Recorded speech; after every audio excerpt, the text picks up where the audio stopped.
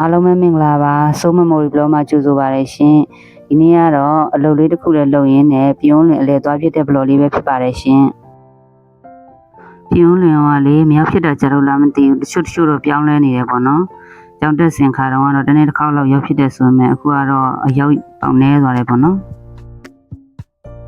တခြားကိစ္စလေးလည်းရှိနေတော့လေနေရာအစုံတော့ရှောက်မလဲပြက်ခဲ့ဘူးပေါ့နော်ကိုအဓိကသွားခြင်းတဲ့နေရာကိုပဲသွားခဲ့လိုက်တယ်ပေါ့နော်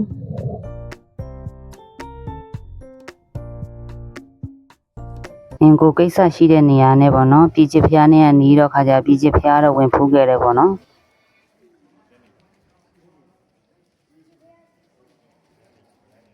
အဓိကသွားခြင်းတဲ့နေရာကတော့ဓာတ်တော်ကျန်ရေတကုံပေါ့နော်ဒါကတော့ဓာတ်တော်ကျန်ရေတကုံမစင်းခင်အပေါ်ကပေါ့နော်တောင်ပေါ်မှာရှိတဲ့ဆူတောင်းပေးမြတ်စွာဘုရားပေါ့နော်တခြားကိစ္စလေးတွေလည်းရှိနေတော့လေရေတကုံဆင်းတဲ့ချိန်ကတော့နောက်ကျသွားတယ်ပေါ့တနားကြီးကြော်လောက်မှဖြစ်သွားတော့နေလဲရမ်းပူနေတယ်ပေါ့နော်စောစောလေးဆင်းရင်တော့ပူကောင်းတာပေါ့နော်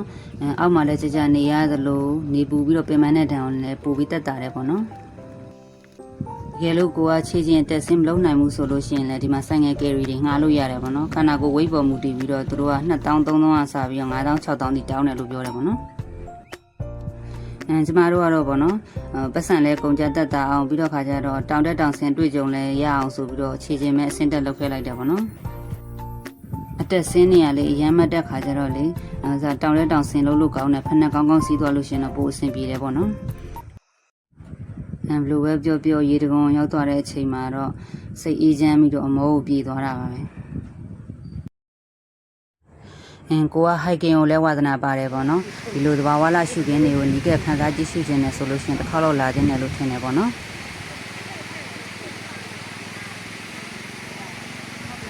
စားဖို့တောက်ဖို့အတွက်လည်းလေဘာမှမယူသွားလို့ရှိရင်ပိုပြီးသက်သာတယ်ပေါ့နော်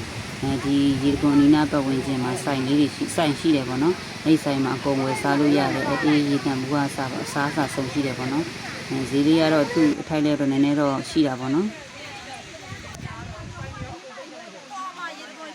ကျမတို့ကတော့ထမင်းကြိုက်ထုတ်သွားခဲ့တယ်ပေါ့နော်အောက်ရောက်ချင်းပဲဟိုစားဖိုက်စားလို့ထမင်းရင်စားရတယ်ခြေကတော့လေတော်တော်လေးကိုကြည်ပြီးတော့တော်လေးကိုအေးတယ်မိုးရွန်းဘက်မဟုတ်တဲ့အတွက်တော့ပေါ့နော်ရေကတော့အရန်ကြမိဘူးပေါ့နော်ရေရလည်းအားကြောင့်မို့လဲပိုကြည့်တာလည်းပါတယ်ဒီတက်တော်ကျန်ရေတကုံရအပေါ်မှာပေါ့နော် view point ရှိတယ်ပေါ့နော်အဲ view point နေပြီးတော့လက်တက်တော်ကျန်ရေတကုံကိုကြည့်လို့ရတယ်ပေါ့နော်အောက်ထိမစင်းကျင်တဲ့သူတွေအတွက်ပေါ့နော်ဒါဖြစ်လို့တက်တော်ကျန်ရေတကုံလို့ခေါ်ရတာလဲလို့ပေါ့နော်ဒီဒေတာကန်တွေကိုမေးကြည့်တဲ့ခါကျတော့အရင်တော့ကတဲ့ဘုရားနဲ့ယဟန္တာတွေရဲ့ဓာတ်တော်မူတော်လေးပေါ့နော်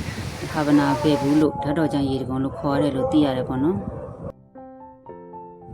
ရေရဲ့ကြည်လင်အေးမြမှုလေးရဲ့တိုက်တဲ့လေရဲ့အေးချမ်းမှုလေးရဲ့နဲ့လေဒီနားလေးမှာထိုင်နေရတာကိုလေအရန်သဘောကျတာပဲအချိန်သိမ့်မရလို့ခဏလေးပဲနေခဲ့ရလို့ဘမို့ဆိုလို့ရှိရင်ကြလေးကို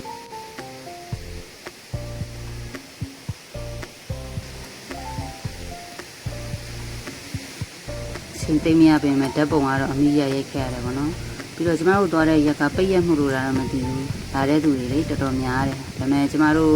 ရောက်တဲ့ချိန်ကတော့နောက်ကျတာဆိုတော့လေပြန်တဲ့ချိန်နဲ့နောက်ကျတယ်ပေါ့နော်လူလည်းနောက်ပိုင်းကျလည်းနည်းတော့ရှင်းသွားတယ်ပေါ့နော်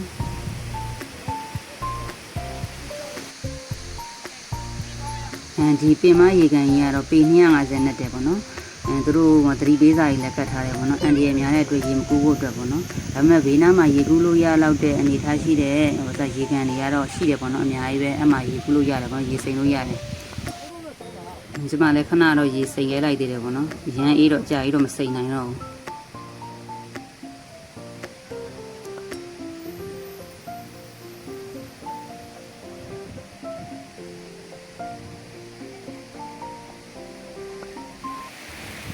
အေးစစ်စစ်ချိန်လေးရလို့ရှိရင်ပေါ့နော်ဒီလိုနေရာလေးမှာကော်ဖီလေးတောက်ပြီးတော့ဆောက်လေးဖက်ရလို့ရှိရင်ဘယ်လောက်ကောင်းလဲလို့စဉ်းစားမိတယ်ပေါ့နော်